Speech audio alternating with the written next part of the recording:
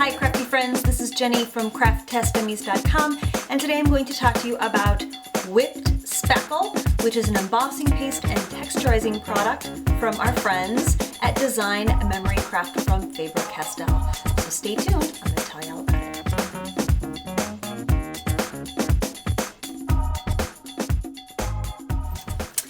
So here we are. This is the whipped spackle from Design Memory Craft of Faber-Castell, and right now it's sold in these little pots. It's about 100 milliliters or 3.3 fluid ounces, and you'll notice right away that it's a very light jar because, as the name implies, the product is whipped, or it is has like air in it. It's air that has been incorporated into the product. So unlike a traditional embossing paste, which can be kind of heavy and dense, this stuff is like frosting. I mean, literally like right out of the can, whipped frosting that you get at the store.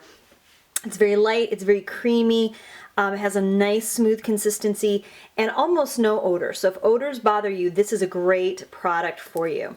You can see here that I'm using a palette knife to spoon it out. You can use a plastic knife.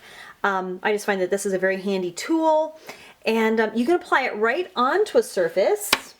Let me show you some samples like this. I literally just took it and spread it right on top, like so, or you can use it for embossing. So I thought I would show you just a little bit of how you would use it. I have a post on using embossing pastes and texture mediums. If you're interested, I'll leave a link in the description. But you can see I just went ahead and spread a thin coat on, and then you can pull it right up. I used washi tape instead of masking tape. You like that? But look how beautiful that is. And it's nice and it's opaque and it gives good coverage. So this one is wet. I'm going to set it aside to let it dry. This is one that I had done a couple of days ago, and as you can see, it is still white and opaque. It does not actually get any darker. But interestingly, it remains very, very flexible on your paper, so you don't have to worry about it cracking and peeling off. Now, when it's wet, you can do a couple of different things to it, or before it dries completely. You can either use a little bit of a powder like a Pearl-Ex or a Perfect Pearls and mix it in and tint it, as I did here. This is actually like a bronze color of Perfect Pearls, but you notice that because there is white pigment in the product itself, it's not going to stay sparkly and shiny. It's gonna become matte. So that's one of the things I want to point out, is that when this dries, it has a very matte texture to it. You can see there's no shine at all whatsoever. And even if you add a sparkly powder into it, it's still going to dry matte. But here's a little interesting thing. I just put some of the product down, and then I embedded a little polymer clay heart. This is a very thin polymer clay embellishment, and as you can see, it holds. So if you want to embed small or lightweight items into a spackle, you can, which I think is fun. But the other thing you can do, I left the stencil on after I was done putting the whipped spackle through, and I just tapped in some Perfect Pearls and Pearl-Ex powders, thus, and as you can see, it grabs, and now you get the sparkly texture. So maybe instead of mixing it into the whipped spackle, you can just put it on top when it's still wet, and you'll get that nice shiny texture. I enjoy that a lot. The other thing you can do is this product actually does hold texture.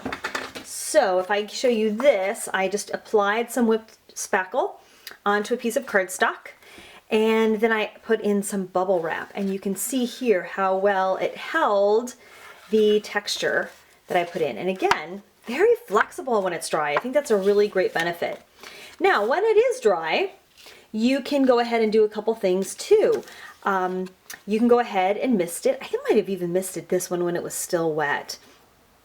And it will, show the kind of nooks and crannies and crevices. So this is basically the same tag, but this one I misted with a blue spray ink after it was dry. And you can see that it really won't, well, it'll take the color somewhat. Like I said, this one's already been tinted. This one was white, and it took the blue color. So you can also use products like your Distress Stains to go ahead and add some color on top. And what I find really great about these is that it even shows up those textures even more, which I love. But you can use acrylic paints, watercolors, inks, stains, dyes, almost anything you have, even solvent or alcohol-based products on top of the whipped spackle. So this is some Surfaces Reinker, which is a solvent-based reinking product on top. And as you can see, it did not damage the whipped spackle texture. It didn't change the pliable property to it, nothing like that.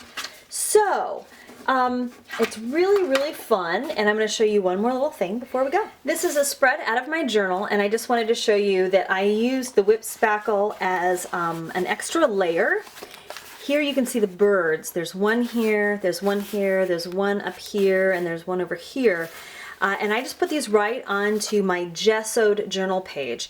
So what I like about it is, again, it's so thin and it's so light that my pages stay flexible, and it doesn't add a lot of bulk to my journal, which is great. So it's actually, it's heavy enough that it holds the shape, and you get a nice crisp emboss if you want to use it like that, but yet it's still so lightweight and pliable that you can use it on a lot of different things. I just smeared some on this plastic, again, to see if I could peel it off, which I kind of can. Let's see here. Oh, look at that. I was able to kind of peel off then I could apply it to something else, but it's still so flexible and lightweight. So this is a really great texture medium if you're at all interested in kind of moving into some embossing pastes and gels. I love the fact that it's lightweight and flexible, and of course it's from a brand we really trust. We love everything that we've tried from Faber-Castell and Design Memory Crafts so far. So thank you so much for watching. I hope this gave you some really good information, something you can use. Please give it a thumb up if you found it helpful, and of course we would really love it if you subscribed to our channel and joined us regularly here and over at crafttestdummies.com. Thanks for watching and having a crafty day.